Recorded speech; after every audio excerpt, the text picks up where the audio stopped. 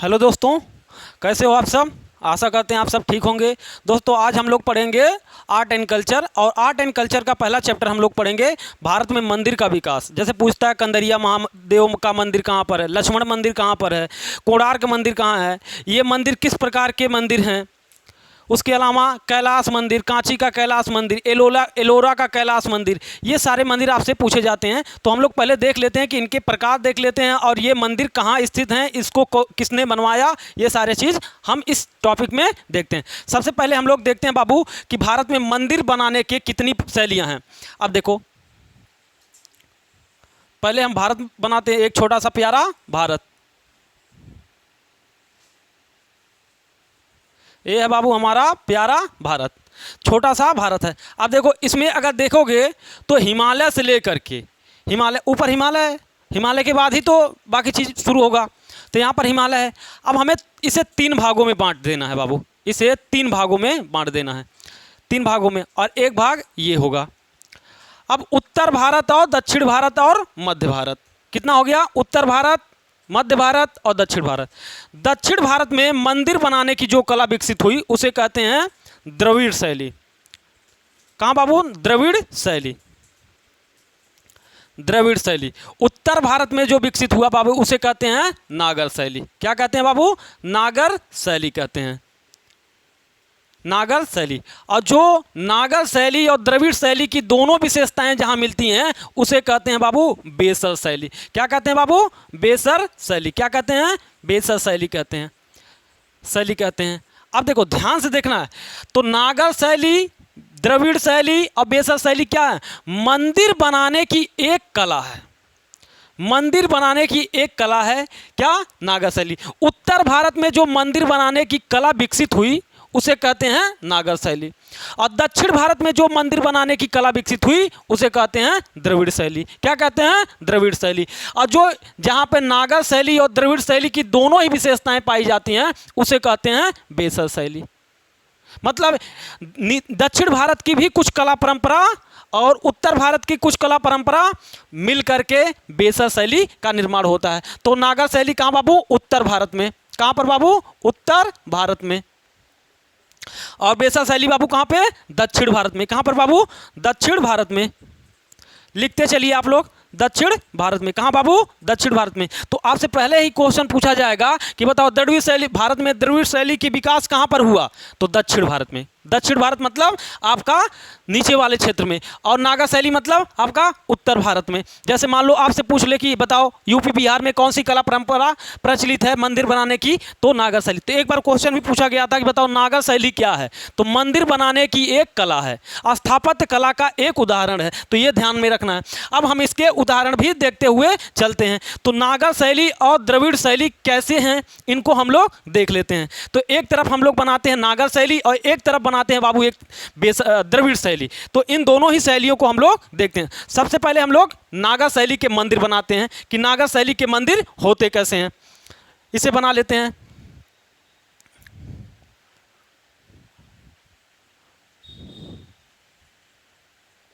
उत्तर भारत। अब देखो दोस्तों, हम लोग पहले मंदिर बना लेते हैं कि नागर शैली की मंदिर बनते कैसे हैं।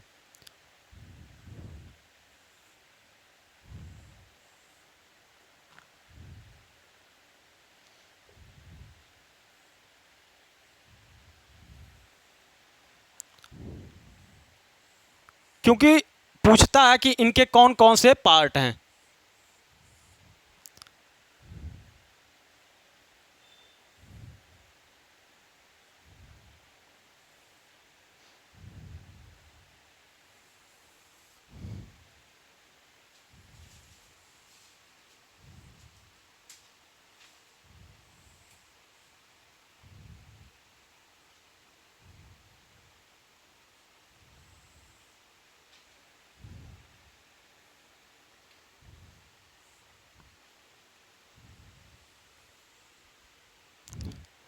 क्या है बाबू, ये हमारा मंदिर है।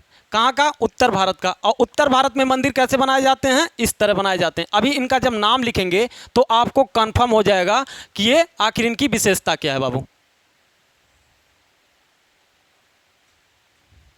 ठीक है दोस्तों, ये हमारा मंदिर बन के हो गया तैयार बाबू। क्या बन गया बाबू? मंदिर बन के तैयार हो गया। अब हम इसके कुछ विशेषताओं को लिख लेते हैं कि इन्हें क्या क्या कहा जाता है, क्या क्या इन्हें कहा जाता है, ये हम लोग देखते हुए चलेंगे। अब देखो बाबू क्या है कि अब ऊपर से एक तरफ से लिखते हैं। ये सबसे ऊपर क्या है बाबू? कलश है। क्या बाबू? कलश है। सबसे ऊपर क्या है बाबू? कलश है।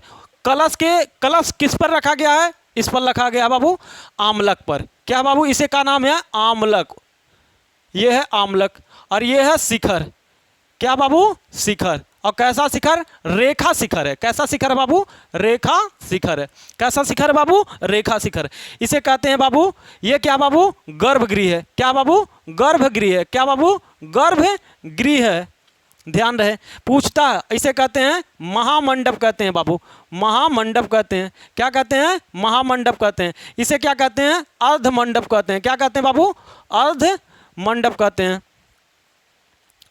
मंडप कहते हैं। ये क्या बाबू? मंडप है। क्या बाबू?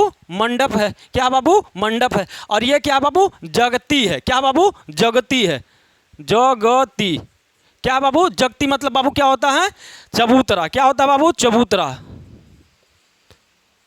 क्या बाबू? चबूतरा। जगती मतलब चबूतरा। अब सवाल कैसे बनेंगे बाबू, ये ध्यान रखने वाली बात है। ये तो हमारा हो गया नाम। तो पूछेगा बताओ रेखा शिखर किस प्रकार की मंदिर कला की विशेषता है? तो रेखा शिखर किस प्रकार की मंदिर कला की विशेषता है? नागर शैली का। किसका बाबू? नागर शैली। ये कौन सी मंदिर है बाबू? नागर मंदिर है। कौन सा मंदिर बाबू? नागर शैली का मंदिर। कौन सा बाबू? नागर शैली का मंदिर। क्या बाबू? नागर शैली का मंदिर। ये ध्यान रहे, ये कौन सा मंदिर है? नागर शैली का मंदिर है। और नागर शैली के मंदिर कहाँ पाए जाएंगे? उत्तर भारत में। कहाँ पर बाबू? उत्तर भारत में। जैसे उत्तर प्रदेश, बिहार, मध्य प्रदेश, छत्तीसगढ़, झारखंड जैसे क्षेत्रों में क्या मिलेगा बाबू? उड़ीसा में क्या मिलेगा? इस प्रकार के मंदिर मिलेंगे। अब मंदिर देखो उत्तर भारत में कैसे मंदिर बनाए जाते हैं। आपने देखा होगा जहां भी कहीं जाते हो मंदिर में तो क्या होता? पहला नंबर तो मंदिर कहाँ बनेगा? चबूतरे पे। चबूतरा देखे हो ना, एक बड़ा सा चबूतरा बनेगा, उस चबूतरे पे क्या बनाया जाएगा? मंदिर। तो जो चबूतरा होता है, चबूतरा नीचे का, नीचे वाला मतलब 2-3 फुट का तो बनेगा, उस 2-3 फुट को ही चबूतरे के रूप में जाना जाता है। तो चबूतरे को क्या कहा जाता है? जगती। तो पूछेगा क्वेश्चन कि बताओ जगती क्या होता है? तो जगती क्या होता है बाबू? चबूतरा। क्या होता है? चबूतरा। तो जो जगती होता है उसी को चबूतरा कहते हैं। क्या कहते हैं? चबूतरा कहते हैं। क्या कहते हैं? चबूतरा कहते हैं। तो ये ध्यान रहे। तो बताओ जगती किस प्रकार के मंदिर की विशेषता है? नागर शैली का। किस प्रकार के मंदिर का? नागर शैली का। बताओ चबूतरा कहाँ पाया जाएगा? नागर शैली में पाए जाएंगे। ये ध्यान रहे। और नागर शैली में चबूतरे को क्या कहते हैं? जगती कहते हैं। क्या कहते हैं? जगती कहते हैं। अब देखो जो मेन मंदिर होता है, जहां पर आप बाबू जैसे मान लो शिव के मंदिर में गए हो तो जल चढ़ाते हो ना, तो जहां पर जला चढ़ाते हो, जहां पर भगवान का मूर्ति रखा होता है उसे कहते हैं बाबू गर्भगृह। क्या कहते हैं बाबू? गर्भगृह। जहां भगवान की मूर्ति लगी होती है, जहां पर भगवान की मूर्ति रखी गई होती है, उस वाले गृह को कहते हैं गर्भगृह। क्या कहते हैं बाबू? गर्भगृह कहते हैं। जहां भगवान की मूर्ति रखी होती है उसे, और उसके आसपास देखे होंगे कि जगह होता है। क्या होता है बाबू? जगह होता है ऐसे गोल गोल घूमने का, तो उसे कहते हैं प्रदक्षिणा पथ कहते हैं। क्या कहते हैं बाबू? प्रदक्षिणा पथ कहते हैं। क्या कहते हैं बाबू? प्रदक्षिणा पथ कहते हैं। क्या कहते हैं? प्रदक्षिणा पथ। तो जब भी आप मंदिर में जाते हो, मंदिर में भगवान की मूर्ति लगी होती है, उस मूर्ति के आसपास बगल में पूरे गोल राउंड में क्या होता है? घूमने का जगह होता है, उसे कहते हैं प्रदक्षिणा पथ। और जहां पर भगवान की मूर्ति लगाई जाती है उसे कहते हैं गर्भगृह। क्या कहते हैं बाबू? गर्भगृह कहते हैं। दूसरा, अब देखो आप कभी कभी गए होंगे कि जैसे मंदिर में जब प्रवेश करते हैं तो मंदिर से पहले भी कई सारी संरचनाएं बनी होती हैं, ऐसे पिलर पे खड़ा रहता है, तो उसे कहते हैं महामंडप। अगर पहला मंडप है जो गर्भगृह से सटा है उसे कहेंगे महामंडप। उसके बाद महामंडप से जो सटा होता है उसे कहते हैं अर्धमंडप। अर्धमंडप से जो सटा होता है उसे कहते हैं मंडप। तो देखे होंगे जो मंदिरवा होता है उस मंदिरवा से पहले भी कई सारी संरचना होती है, जो जहां से भाई साहब मान लो कि यहां से चबूतरे से चढ़े, चबूतरे से चढ़ने के बाद आपको पहला मंडप मिलेगा, फिर दूसरा मंडप मिलेगा, फिर तीसरा मंडप मिलेगा। तो पहला मंडप को क्या कहेंगे? महामंडप। जो गर्भगृह से सटा होता है उसे कहते हैं महामंडप। महामंडप से जो सटा होता है उसे कहते हैं अर्धमंडप। मंडप, अर्ध मंडप से जो सटा होता है उसे कहते हैं मंडप। अरे बाबू ऐसा मंदिरवा, मान लो हाई मंदिर है, इस मंदिरवा के बगल में ऐसे ऐसे पिलर पे ऐसे ऐसे खड़ा रहता है, फिर उसके अलावा मंडप बना रहता है, ऐसे डिजाइन बनाया होता है, ये नागर शैली की विशेषता है। तो ऐसे चबूतरे पर खड़ा रहता है। ठीक है दोस्तों, तो आपने देखा होगा ये सारी चीजें। तो ये नागर शैली की बाबू क्या है, मंदिर की विशेषता है। तो आपसे पूछेगा क्वेश्चन कि बताओ आमलक किस प्रकार, आमलक कलश कहां पर लगाए जाते हैं, तो आपको नागर शैली में। मंदिर के ऊपर कलश रखने की परंपरा किस प्रकार की शैली में आता है, तो नागर शैली में। कहां पर बाबू, नागर शैली में। कहां पे कलश, मंदिर के ऊपर कलश जहां रखे जाते हैं वो वाली कौन सा मंदिर होगा बाबू, समझ जाना कि नागर शैली का। कौन सा मंदिर बाबू, नागर शैली। और आमलक, जिस पर कलश रखा जाता है उसे कहते हैं आमलक, जिस पर कलश रखा जाता है तो उसे कहते हैं आमलक। तो पूछेगा बताओ आमलक किसकी विशेषता है, तो नागर शैली के मंदिर की विशेषता है। ये आपको ध्यान में रखना है। ठीक है दोस्तों, उसके अलावा हम लोग अब देखते हैं इस मंदिर की कौन कौन से मंदिर हैं, इस मंदिर के उदाहरण देखते हैं हम लोग, इस मंदिर के उदाहरण देखते हैं। अब उदाहरण कौन कौन से हैं मंदिर बाबू, अब देखो नागर शैली के मंदिर हैं बाबू, लिखो दशावतार मंदिर, लिखो दशावतार मंदिर, दशावतार मंदिर। दशावतार मंदिर कहाँ पर स्थित है बाबू, लिखो देवगढ़ में। कहाँ पर, देवगढ़ में, देवगढ़ उत्तर प्रदेश में स्थित है।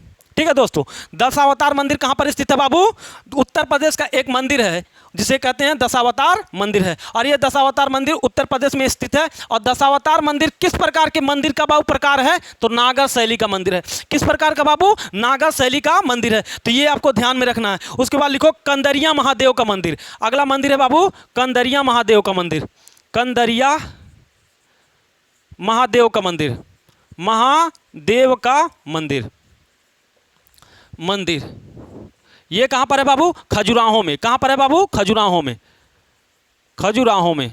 और खजुराहो कहां है बाबू, मध्य प्रदेश। कहां पर है बाबू, मध्य प्रदेश। कंदरिया महादेव का मंदिर कहां स्थित है बाबू, मध्य प्रदेश में, खजुराहो में। अगला लिखो बाबू लक्ष्मण मंदिर, लक्ष्मण मंदिर लिखो बाबू, लक्ष्मण मंदिर ये कहां पर है, ये भी बाबू खजुराहो में है। कहां पर है बाबू, खजुराहो में, खजुराहो में। कहां पर बाबू, ये भी मध्य प्रदेश में। ये भी कहां पर बाबू, मध्य प्रदेश में। कहां बाबू, कोणार्क का सूर्य मंदिर। लिखो बाबू कोणार्क का, कोणार्क का सूर्य मंदिर, कोणार्क का सूर्य मंदिर ये कहां बाबू, उड़ीसा में। कोणार्क का सूर्य मंदिर कहां बाबू, उड़ीसा में, उड़ीसा में। कोणार्क का सूर्य मंदिर कहां बाबू, उड़ीसा में। जगन्नाथ मंदिर लिखो, जगन्नाथ मंदिर, जगन्नाथ मंदिर। जगन्नाथ मंदिर भी बाबू कहाँ है बाबू, ये भी लिखो उड़ीसा में। कहाँ पे बाबू, उड़ीसा में। जगन्नाथ मंदिर कहाँ पर है, उड़ीसा में। ये भी ध्यान रखना है। उसके अलावा और लिख लो सोमनाथ मंदिर, लिखो सोमनाथ मंदिर, सोमनाथ मंदिर कहाँ है बाबू, गुजरात में, गुजरात में। ठीक है दोस्तों, कितना हुआ बाबू, एक हो गया, दो हो गया, तीन हो गया, चार हो गया, पाँच हो गया, छह मंदिर हो गया। कितना मंदिर हो गया बाबू, छह। और भी लिखो नागर शैली में, नागर शैली में और भी मंदिर है। लिखो राजस्थान का दिलवाड़ा मंदिर, लिखो राजस्थान का दिलवाड़ा मंदिर ये छह हो गया। और सातवां लिख लो बाबू, यहाँ पर है सातवां, राजस्थान का, राजस्थान का दिलवाड़ा मंदिर, दिलवाड़ा, दिलवाड़ा जैन मंदिर, जैन मंदिर, मंदिर राजस्थान का दिलवाड़ा जैन मंदिर। ठीक है दोस्तों, इस प्रकार सात जो हैं बाबू, ये सातों कैसे हैं, ये सातों के साथ नागर शैली के मंदिर हैं। कैसे मंदिर हैं बाबू, नागर शैली के मंदिर हैं। कैसे मंदिर हैं, नागर शैली के। और नागर शैली के मंदिर, ऐसे मंदिर कहाँ हैं बाबू, ये सब उत्तर भारत के। हमने देखो कहाँ के लिखा है, उत्तर प्रदेश, मध्य प्रदेश और राजस्थान जैसे। तो ये सारे उत्तर भारत के क्षेत्र हैं। तो आपको, आपसे पूछा जाएगा कि बताओ कंदरिया महादेव का मंदिर कहाँ स्थित है, खजुराहो में। कहाँ स्थित है बाबू, खजुराहो में। लक्ष्मण मंदिर कहाँ स्थित है, खजुराहो में। कोणार्क का सूर्य मंदिर कहाँ स्थित है, उड़ीसा में। जगन्नाथ मंदिर कहाँ स्थित है, उड़ीसा में। सोमनाथ मंदिर कहाँ स्थित है, गुजरात में। राजस्थान का दिलवाड़ा जैन मंदिर कहाँ स्थित है, राजस्थान में। तो ये सारे आपको ध्यान में रखना है बाबू, ठीक है ना दोस्तों। एक और लिख लो लिंगराज मंदिर, उड़ीसा का लिंगराज मंदिर, आठवां लिख लो लिंगराज मंदिर, लिंगराज मंदिर ये कहाँ बाबू, उड़ीसा में। ये भी उड़ीसा में। ये भी कहाँ है? उड़ीसा में। तो इस प्रकार आपने देखा कि नागर शैली के मंदिर और नागर शैली की विशेषता और नागर शैली के ये मंदिर। इसी नागर शैली में आपने देखा होगा कि दशावतार मंदिर, कंदरिया महादेव का मंदिर और लक्ष्मण मंदिर, ये सारे पंचायतन शैली के मंदिर हैं। कैसे हैं बाबू? पंचायतन शैली के। अब पंचायतन शैली का मंदिर क्या होता है ये भी लिख लो बाबू, लिख लो। पंचायतन शैली का मंदिर, पंचायतन शैली,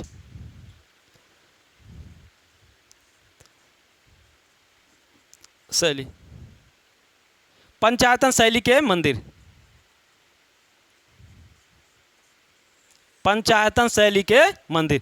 तो पंचायतन शैली कहाँ पाई जाती है? मंदिर बनाने की कला है। पंचायतन शैली क्या है? मंदिर बनाने की कला। पहला नंबर तो ये आपको ध्यान में रखना कि पंचायतन शैली होता क्या। तो लिखो पंचायतन शैली, यह भी मंदिर स्थापत्य कला का उदाहरण है। स्थापत्य कला का उदाहरण है। ठीक है दोस्तों, स्थापत्य कला का उदाहरण है। तो ध्यान रहे, पूछ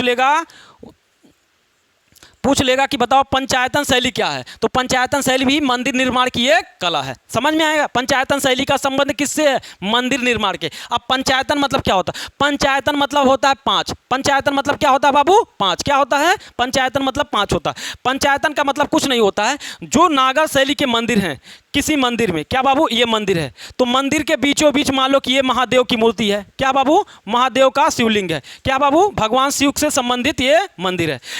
अगर इस मंदिर में तो नॉर्मली क्या होगा कि ये मंदिर होगा और इस मंदिर में भगवान शिव का शिवलिंग रखा जाएगा और उस पर लोग जलार्पित करते हैं। लेकिन अगर इस मंदिर के और चारों तरफ खाली जगह होता है, क्या करने के लिए? घूमने के लिए। क्या करने के लिए? घूमने के लिए, जिसे क्या कहते हैं? प्रदक्षिणा पथ कहते हैं। क्या कहते हैं बाबू? प्रदक्षिणा पथ कहते हैं। लेकिन अगर उसी मंदिर में चारों कोनों पर किसी और देवता को स्थापित कर दिया जाए, किसी और देवता की मूर्ति लगा दिया जाए, मान लो कि यहाँ पे ब्रह्मा का, यहाँ पर विष्णु का, यहाँ पर महेश का, यहाँ पर अन्य देवता, किसी और देवता का मान लो लगा दिया जाए, तो अब कितने देवता हो गए? 1 देवता, 2 देवता, 3 देवता, 4 देवता और 1 भगवान शिव। तो टोटल कितने देवता हो गए बाबू? 5। तो इसी आधार पर इसका नाम क्या पड़ गया बाबू? पंचायतन। तो पंचायतन शैली क्या है? एक ही मंदिर में अगर गर्भगृह में चारों कोनों पर देवता स्थापित कर दिया जाए, अर्थात एक मुख्य देवता के साथ चारों कोनों पर अन्य देवता को अगर स्थापित कर दिया जाता है, तो ऐसी शैली के मंदिर को क्या कहते हैं बाबू? पंचायतन शैली की मंदिर कहते हैं। अब पंचायतन शैली की मंदिर कौन कौन सा है ये भी लिख लो। ये दशावतार मंदिर, ये भी पंचायतन शैली का है। कंदरिया महादेव का मंदिर, ये भी पंचायतन शैली का है। देखो मैं जो गुड लगा रहा हूं इसका मतलब क्या है कि वो पंचायतन शैली का है। देवघर का दशावतार मंदिर, कंदरिया महादेव का मंदिर, लक्ष्मण मंदिर और लिंगराज मंदिर, ये चारों आपको ध्यान में रखना है। कैसे मंदिर हैं? पंचायतन शैली के मंदिर हैं। कैसे मंदिर हैं? तो इसी के नीचे लिख लो पंचायतन शैली के मंदिर कौन कौन से हैं। लिखो दशावतार मंदिर, कंदरिया महादेव का मंदिर, लक्ष्मण मंदिर, उसके अलावा लिंगराज मंदिर। ये पांचों कैसे मंदिर है बाबू? पंचायतन शैली के मंदिर हैं। और साथ में नागर शैली के तो हैया हैं और साथ में पंचायतन भी हैं। समझ में आया दोस्तों? तो ये हमारा हो गया नागर शैली की विशेषता। ये हमारा हो गया नागर शैली की विशेषता। अब हम लोग आते हैं अपना द्रविड़ शैली की विशेषता लिखते हैं। तब तक आप लोग उसे बनाइए, तब तक हम द्रविड़ शैली के मंदिर बना लेते हैं। तब तक थोड़ी देर में आप लोग तब तक उसे बनाइए, तब तक हम द्रविड़ शैली की विशेषता के लिए द्रविड़ शैली का मंदिर बना लेते हैं बाबू।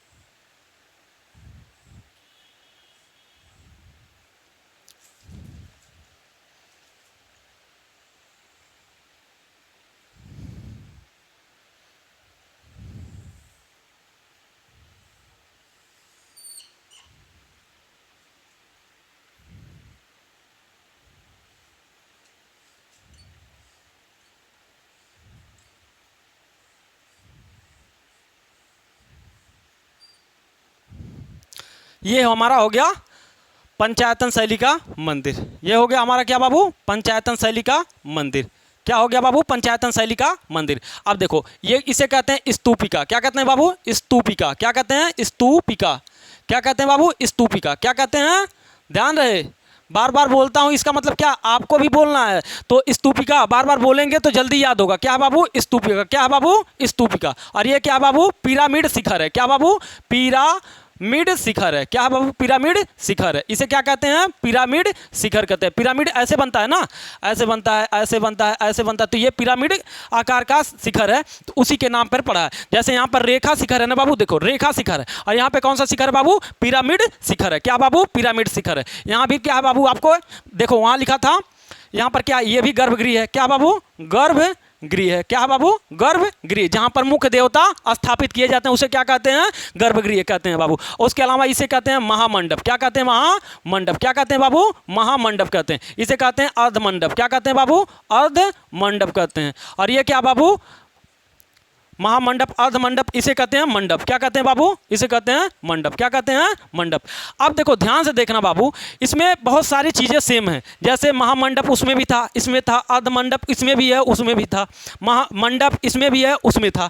अब ये ध्यान रखना है कि बाबू इसमें क्या, देखो इसका जो शिखर था रेखा शिखर था, लेकिन इसमें पिरामिड शिखर आ गया। तो आपसे पूछा जाएगा कि पिरामिड शिखर किसमें पाया जाता है, तो बताना क्या, द्रविड़ शैली के मंदिरों में क्या पाया जाएगा बाबू, द्रविड़ शैली के मंदिरों में क्या पाया जाएगा, पिरामिड शिखर पाया जाएगा। क्या पाया जाएगा बाबू, पिरामिड शिखर पाया जाएगा। और एक अंतर इसमें बाबू, उत्तर भारत के जितने मंदिर देखोगे सब में क्या बनेगा, चबूतरा। क्या बनेगा बाबू, चबूतरा। लेकिन दक्षिण भारत के मंदिर में चबूतरा नहीं बनता। जानते हो कहें, कहें कि उत्तर भारत में क्या है, मैदानी क्षेत्र है, मिट्टी वाला क्षेत्र है, और दक्षिण भारत में पर्वतीय और पठारी क्षेत्र है। तो उनका बेस पहले से मजबूत रहता है, इस वजह से वो उसी पे अपना बनाना शुरू कर देते हैं। तो वहाँ पर चबूतरे की जरूरत नहीं पड़ती है। वो वैसे ही भाई साहब पहाड़ी क्षेत्र है, तो वहाँ चबूतरा नहीं बनाया जाता है। तो ये ध्यान रखे।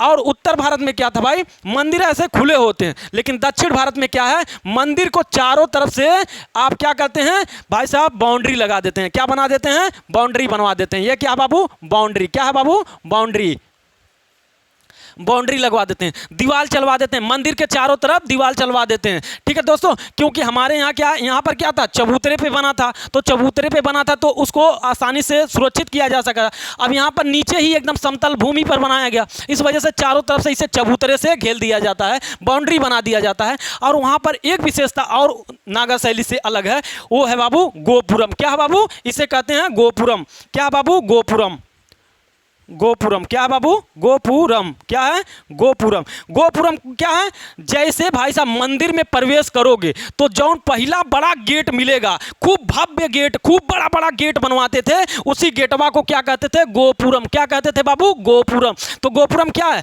एक भव्य गेट है। क्या बाबू, एक भव्य गेट है, बहुत बड़ा गेट क्या कहलाता था, गोपुरम। आप देखेंगे कि एकदम खूब मंदिर से भी बड़े बड़े गेट बनवाने जाने लगा आगे चल करके। लेकिन गोपुरम क्या है, एक प्रकार का प्रवेश द्वार है। प्रवेश द्वार को ही क्या कहा जाता था, भव्य गोपुरम कहा जाता था। लिखो, गेट था, प्रवेश द्वार, प्रवेश द्वार, प्रवेश द्वार को क्या कहा जाता था, गोपुरम के रूप में जाना जाता था। ठीक है दोस्तों, क्या था बाबू, गोपुरम क्या था, प्रवेश द्वार। तो क्वेश्चन पूछेगा कि बताओ गोपुरम किस मंदिर की विशेषता है, तो गोपुरम द्रविड़ शैली की विशेषता है। क्या बाबू, द्रविड़ शैली की। कौन सी, द्रविड़ शैली की, द्रविड़ शैली की विशेषता है। गोपुरम किसकी विशेषता है बाबू, द्रविड़ शैली की विशेषता है। गोपुरम किसकी विशेषता है, द्रविड़ शैली की। ये द्रविड़ शैली की पूरी संरचना हो गई बाबू।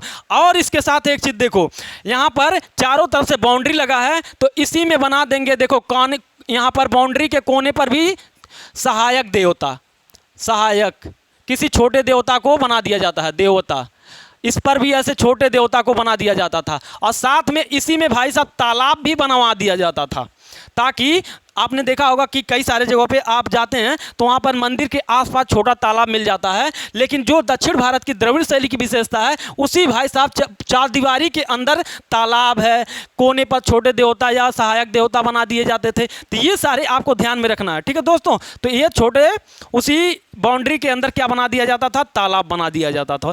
तो ये भी आपको ध्यान में रखना है, ठीक है दोस्तों। तो ये सारी विशेषता क्या पूछेगा कि चार दीवारी के अंदर मंदिर के साथ तालाब बनाने की व्यवस्था किस शैली की विशेषता है, तो द्रविड़ शैली की। गोपुरम किस मंदिर में पाए जाते हैं, द्रविड़ शैली में पाए जाते हैं। भाई साहब ये जो शिखर है, शिखर के ऊपर बहुत बड़ा बड़ा पिंड रखा जाता था, जिसे क्या कहा जाता था, स्तूपिका। खूब बड़ा बड़ा पिंड रखा जाता था पत्थर का, जिसे क्या कहा जाता था बाबू, स्तूपिका।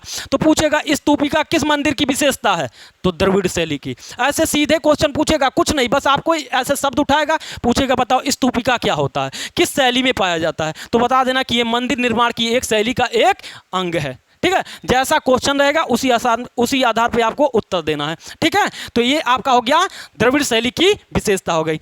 अब बाबू द्रविड़ शैली की विशेषता हो गई, अब हम मिटाते हैं और हम देखते हैं कि इसके अंतर्गत, द्रविड़ शैली के अंतर्गत कौन कौन से मंदिर बनाए गए थे। अब मेरे पास जगह नहीं है तो इसलिए हम क्या करते हैं बाबू, मिटाते हैं, ये वाला हिस्सा मिटाते हैं, थोड़ा सा मिटाते हैं। उसके बाद आपको बताते हैं मंदिर के कौन कौन से मंदिर बनाए गए इसमें द्रविड़ शैली में। आपने सुना होगा कांची का कैलाश मंदिर, सुना है। ये मंदिर किस प्रकार की शैली का विशेषता है बाबू, तो आपसे ये पूछा जाएगा।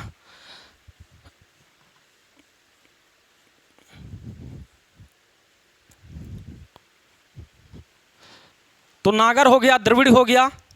अब हम लोगों को इसके बाद बेसर शैली पढ़ेंगे। पहले हम लोग लिख लेते हैं कि ये मंदिर कौन कौन से मंदिर इसके अंतर्गत आते हैं, क्योंकि सीधे क्वेश्चन पूछेगा बताओ कांची का कैलाश मंदिर किस प्रकार के मंदिर का उदाहरण है, कांची का कैलाश मंदिर किसने बनवाया था। ये सारे क्वेश्चन पूछे भी गए हैं और आगे पूछे भी जाएंगे आपसे, तो ये सब आपको ध्यान में रखना है दोस्तों।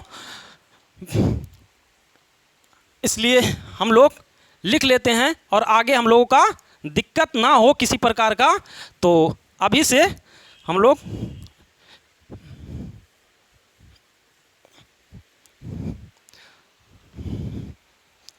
चलो लिखो दोस्तों। सबसे पहले लिखो, देखो पहला ये द्रविड़ शैली की मंदिर कहाँ कहाँ कहाँ स्थित है, लिख लो। दक्षिण भारत में तो है ही है, लेकिन लिख लो कृष्णा नदी से लेकर के कन्याकुमारी के बीच स्थित है। कन्याकुमारी,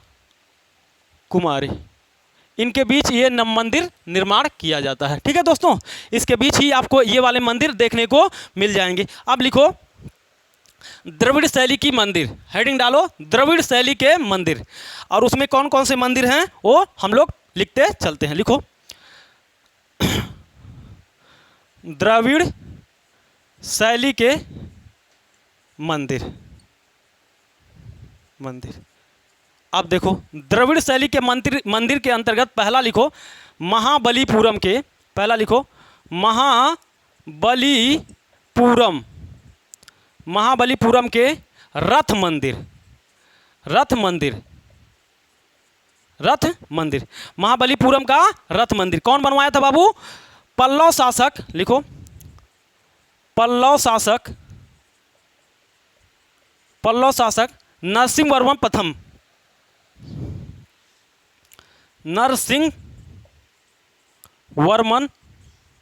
प्रथम ने कौन बनवाया था बाबू, महाबलीपुरम के रथ मंदिर कौन बनवाया था बाबू, नरसिंहवर्मन प्रथम। और नरसिंहवर्मन प्रथम कौन शासक था, पल्लव शासक। तो पूछ लेगा कि बताओ महाबलीपुरम के रथ मंदिर का निर्माण किसने करवाया था, पल्लव शासकों ने। अगर पल्लव शासक है तो पल्लव शासक लगा कर आ जाना है, अगर नरसिंहवर्मन नाम दे दे तो नरसिंहवर्मन प्रथम लगा के आ जाना है। अब देखो अब क्या था, समझो 1 मिनट के लिए आप लोग समझो। देखो क्या था कि महाबलीपुरम में क्या था कि छोटे छोटे ऐसे पहाड़ी थे, तो ऐसे पहाड़ियों को क्या किया गया, इन पहाड़ियों को, छोटे छोटे पहाड़ी थे, बहुत बड़े बड़े पहाड़ी नहीं थे, इन पहाड़ियों को काट काट करके 7 रथनुमा मंदिर बनाए गए। कैसे, रथ के आकार में 7 मंदिर को काट करके क्या बना दिया गया, ऐसे पहाड़ थे, इस पहाड़ को ही काट करके रथ के आकार में मंदिर बना दिया गया। ऐसे कितने मंदिर बनाए गए बाबू, 7। कितने मंदिर बनाए गए बाबू, 7। तो महाबलीपुरम का रथ मंदिर जो है, कितने मंदिर पाए जाते हैं, तो लिखो इसमें कुल 7 मंदिर बनाए गए थे, कुल कितने? कुल 7 मंदिर बनाए गए थे। कुल 7 मंदिर बनाए गए थे। कितना बाबू? कुल 7 मंदिर बनाए गए थे। कितना बाबू? 7 मंदिर। अब इन 7 का नाम हम लोग लिख लेते हैं, पूछता है क्वेश्चन, तो इन 7 का नाम लिख लेते हैं। लिखो, अर्जुन,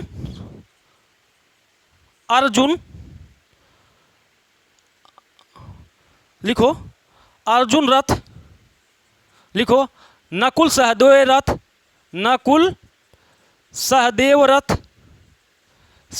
रथ, युधिष्ठिर रथ, द्रौपदी रथ,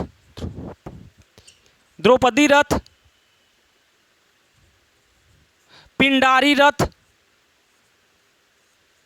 रथ, अगला लिखो 1 2 3 4 5, 2 और है, पिंडारी रथ, भीम रथ, एक और, एक गणेश रथ। टोटल कितने हैं बाबू? 7। कितने हैं बाबू? भीम, अर्जुन, नकुल, सहदेव एक में ही है, ये ध्यान रहे, नकुल और सहदेव एक में रही।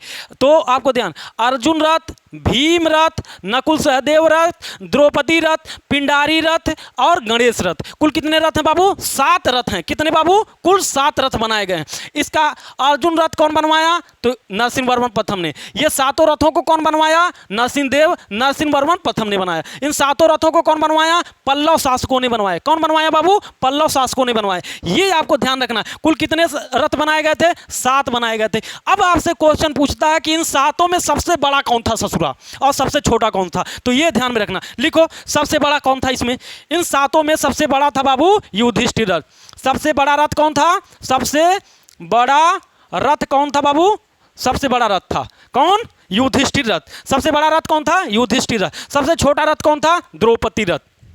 सबसे छोटा रथ कौन था? द्रौपदी रथ। तो अभी जब आप लेक्चर आपका खत्म होगा तो अब क्या करना कि एक बार में सर्च करके एक बार देख लेना कि भाई साहब ये 7 रथ कैसे हैं। तो आपको दिखेगा कि एक ही पहाड़ को काट करके रथनुमा जो मंदिर बनाए गए थे, उन्हीं मंदिरों के बारे में जानकारी आपको ध्यान में रखना है। ठीक है दोस्तों, तो ये आपको ध्यान में रखना है, ठीक है ना। अभी जा करके सर्च करके देख लेना इमेज, ठीक है ना। अभी जैसे आपका क्लास खत्म होगा अभी लिख लो। उसके अलावा ये पहला हुआ, ये अभी पहला एक ही मंदिर समूह है, ये एक ही मंदिर समूह है, ध्यान रखना। अर्जुन रथ कौन बनवाया? भीम रथ कौन बनवाया? नकुल सहदेव रथ कौन बनाया? द्रौपदी रथ कौन बनवाया? पिंडारी रथ कौन बनवाया? गणेश रथ कौन बनवाया? सब के सब महाबलीपुरम में बनवाया गया, पल्लव शासक। और महाबलीपुरम कहाँ स्थित है? लिखो तमिलनाडु में। कहाँ बाबू? तमिलनाडु में। कहाँ पर? तमिलनाडु में स्थित है।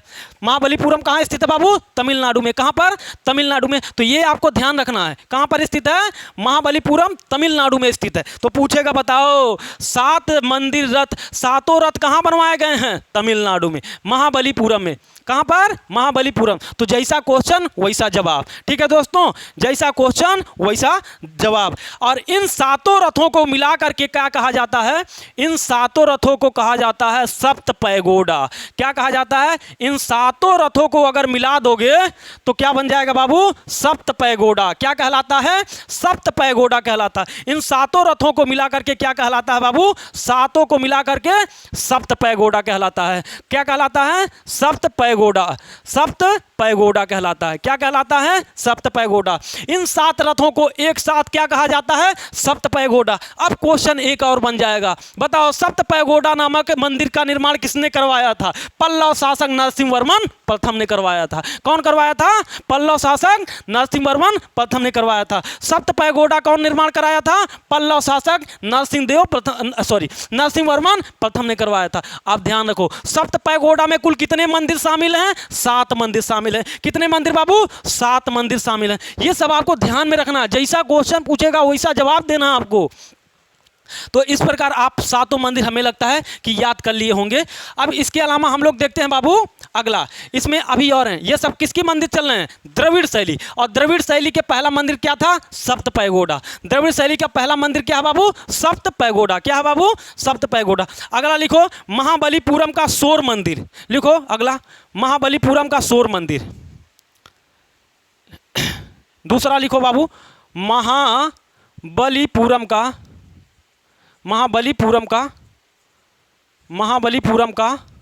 शोर मंदिर। शोर मंदिर कौन सा बाबू? महाबलीपुरम का शोर मंदिर। दूसरा क्या बाबू? महाबलीपुरम का शोर मंदिर। तीसरा लिखो कांची का कैलाश मंदिर। लिखो बाबू कांची का कैलाश मंदिर। कौन है बाबू? कांची का कैलाश मंदिर। कांची का कैलाश मंदिर। कांची का कैलाश मंदिर, ये दूसरा कांची का कैलाश मंदिर। और लिखो बाबू, लिख लो पहले, ये दोनों ही मंदिर कौन बनवाया बाबू? ये दोनों ही मंदिर नरसिंहवर्मन द्वितीय ने बनवाया। कौन बनवाया बाबू? नरसिंहवर्मन द्वितीय। नरसिंहवर्मन द्वितीय ने बनवाया। कौन बनवाया बाबू? दोनों मंदिर कौन बनवाया था? नरसिंहवर्मन द्वितीय ने। कौन बनवाया था बाबू? नरसिंहवर्मन द्वितीय। महाबलीपुरम का शोर मंदिर कौन बनवाया? कांची का कैलाश मंदिर कौन बनवाया? ये सब कौन बनवा रहा है बाबू? नरसिंहवर्मन द्वितीय। ये दोनों ही मंदिर कहाँ स्थित हैं? तमिलनाडु में। कहाँ पर बाबू? तमिलनाडु। कहाँ पर? तमिलनाडु में। तमिलनाडु में कहाँ बनवाया गया? दोनों मंदिर तमिलनाडु में। ये भी दोनों तमिलनाडु में है, तो ध्यान रहे। अगला लिख लो बाबू, अगला लिख लो तंजौर का बृहदेश्वर मंदिर। लिखो अगला, चौथा लिखो तंजौर का बृहदेश्वर मंदिर। तंजौर का बृहदेश्वर मंदिर। और इस पर लगा लेना 3-4 स्टार। ये सबसे महत्वपूर्ण, दक्षिण भारत के मंदिरों में सबसे ज़्यादा अगर महत्वपूर्ण कोई है तो ये सबसे महत्वपूर्ण है। इसी को राजराज प्रथम द्वारा बनवाया गया था। और लिखो इसे और नाम से जाना जाता है। लिखो राजराजेश्वर मंदिर के नाम से भी जाना जाता है। राजराजेश्वर मंदिर के नाम से भी जाना जाता है। किस नाम से बाबू? राजराजेश्वर मंदिर के नाम से भी जाना जाता है। के नाम से जाना जाता है। कौन बनवाया था बाबू? इसे कौन बनवाया था? लिखो, इसे राजराज प्रथम ने बनवाया था। कौन बनवाया था बाबू? राजराज प्रथम ने बनवाया था। इसे चोल शासक राजराज प्रथम ने बनवाया था। राजराज प्रथम ने बनवाया था।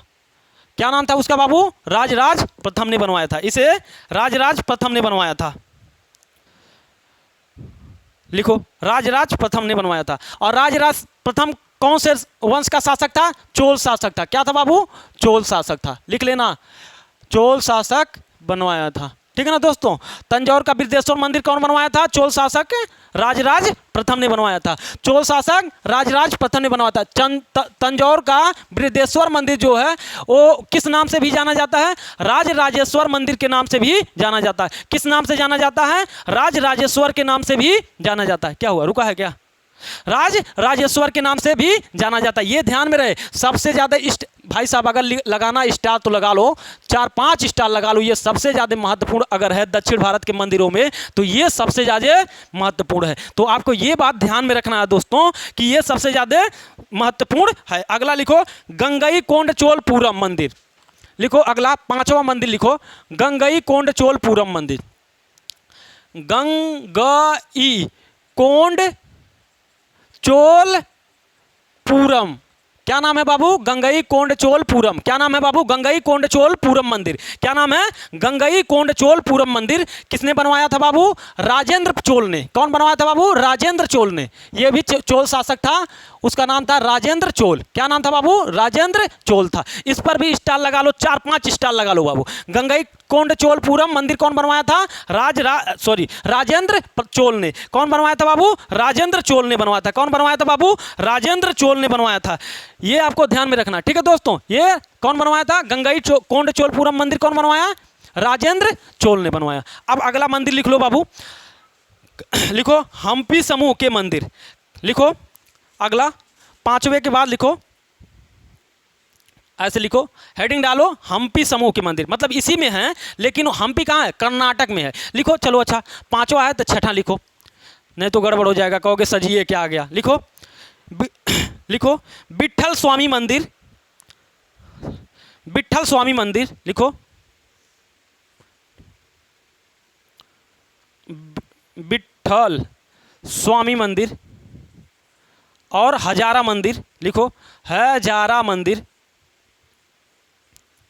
हजारा मंदिर छठा सातवां। ये दोनों ही मंदिर कहाँ स्थित है बाबू, हम्पी।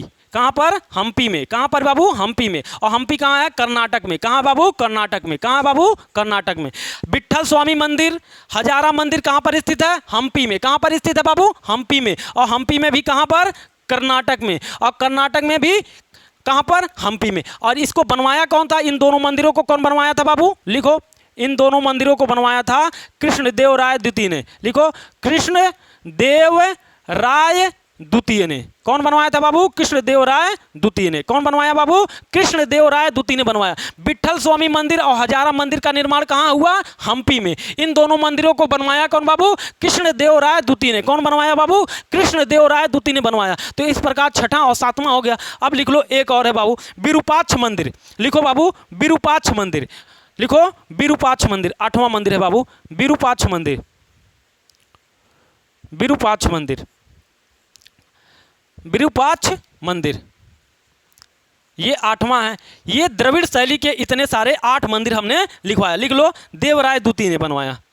देवराय, ये भी कहाँ पर है बाबू, हम्पी में। कहाँ पर है, हम्पी में। कहाँ पर है, हम्पी में। इसको किसने बनवाया, देवराय द्वितीय ने। लिखो, देवराय द्वितीय ने। कौन बनवाया था बाबू, देवराय द्वितीय ने बनवाया। विट्ठल स्वामी मंदिर और हजारा मंदिर, विट्ठल स्वामी मंदिर और हजारा मंदिर बाबू कहाँ है, हम्पी में। देखो, ये विट्ठल स्वामी, हजारा मंदिर, विरूपाक्ष मंदिर कहाँ पर है, तीनों हम्पी में। और हम्पी कहाँ पर है, कर्नाटक में। कहाँ पर है बाबू, कर्नाटक में। तो पूछेगा बाबू, विरूपाक्ष मंदिर का निर्माण किसने करवाया, तो देवराय द्वितीय ने।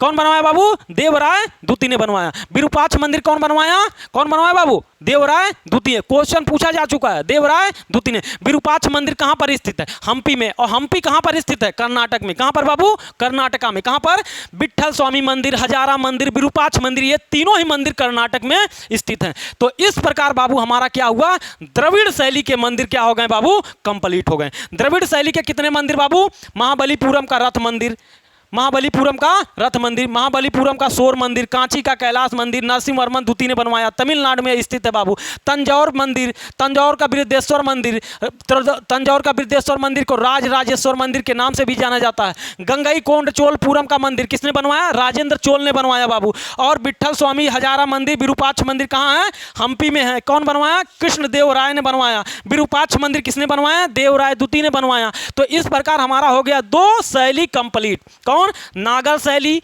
द्रविड़ शैली। और एक और बचा है बाबू क्या, बेसर शैली। जहां पर दोनों शैलियों की विशेषता पाई जाती है उसे कहते हैं बेसर शैली। अब बेसर शैली कहां पाया जाएगा, मध्य भारत में। उत्तर भारत में क्या, नागर शैली। दक्षिण भारत में क्या, द्रविड़ शैली। और बीच में क्या, बेसर शैली। कहां बाबू, बेसर शैली। अब ध्यान में रखना है, अब हम लोग थोड़ा सा उदाहरण देख लेते हैं। लिखो,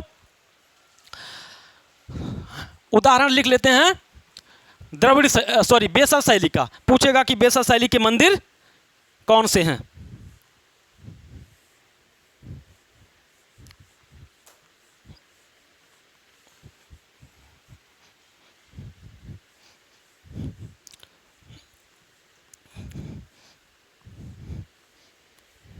अब लिखो, बेसर शैली के मंदिर कौन कौन से हैं। बेसर शैली के मंदिर लिखो, लिखो, बेसर शैली के मंदिर, बेसर शैली के मंदिर। उदाहरण ही लिखना है इसका, क्योंकि इसमें दोनों ही विशेषताएं पाई जाती हैं। लिखो, पहले एक लाइन लिख लो, इसमें नागर एवं द्रविड़ शैली दोनों की विशेषता पाई जाती है। दोनों की विशेषता पाई जाती है। विशेषता पाई जाती है। इसका निर्माण, इसका विकास इसका विकास मध्य भारत में हुआ। मध्य भारत में हुआ। कहाँ हुआ बाबू? इसका विकास मध्य भारत में हुआ। इसके प्रमुख मंदिर निम्न हैं। इसके प्रमुख मंदिर निम्न हैं। लिखो पहला मंदिर एलोरा का कैलाश मंदिर। लिखो एलोरा का कैलाश मंदिर। एलोरा का कैलाश मंदिर कहाँ पर है बाबू? कहाँ पर है एलोरा का कैलाश मंदिर? महाराष्ट्र में। कहाँ पर? महाराष्ट्र में। किसने बनवाया था? कृष्ण प्रथम ने बनवाया था। कौन बनवाया था बाबू? कृष्ण प्रथम ने। कौन बनवाया था? कृष्ण प्रथम ने। लिखो अगला दूसरा बाबू, दूसरा लिखो लाडखा में लिखो लाडखा सूर्य मंदिर। लाडखा सूर्य मंदिर। भूतनाथ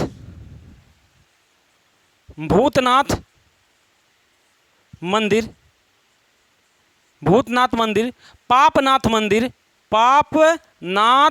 मंदिर। कौन सा बाबू? पापनाथ मंदिर। भूतनाथ, पापनाथ मंदिर। चौथा ये तीनों ही बाबू कहाँ हैं? कर्नाटका में। कहाँ पर हैं बाबू? कर्नाटक में। कहाँ पर? कर्नाटक में। कहाँ पर स्थित है बाबू? कर्नाटक में। कहाँ पर? कर्नाटक में। लाडखा भूतनाथ पापनाथ कहाँ पर है बाबू? कर्नाटक में है। एलोरा का कैलाश मंदिर कहाँ है? महाराष्ट्र में। कृष्ण प्रथम ने बनवाया। तो इस प्रकार ये था बाबू पूरा बेसर शैली। इस प्रकार हमारा मंदिर निर्माण की शैली परंपरा हो गया समाप्त और कुछ मंदिरों को हमने बताया। और आगे हम लोग देखेंगे बाबू अजंता एलोरा की गुफाएं देखेंगे। उसके अलावा हम लोग देखेंगे स्तूप देखेंगे, कौन कौन से स्तूप हैं, कौन कौन से गुफाएं हैं, कौन कौन से चैत्य हैं, कौन कौन से विहार हैं। इन चीज़ों के बारे में अध्ययन हम लोग करेंगे। आज के लिए बस इतना ही हम लोग रखते हैं दोस्तों। फिर आगे हम मिलेंगे अगले क्लास में।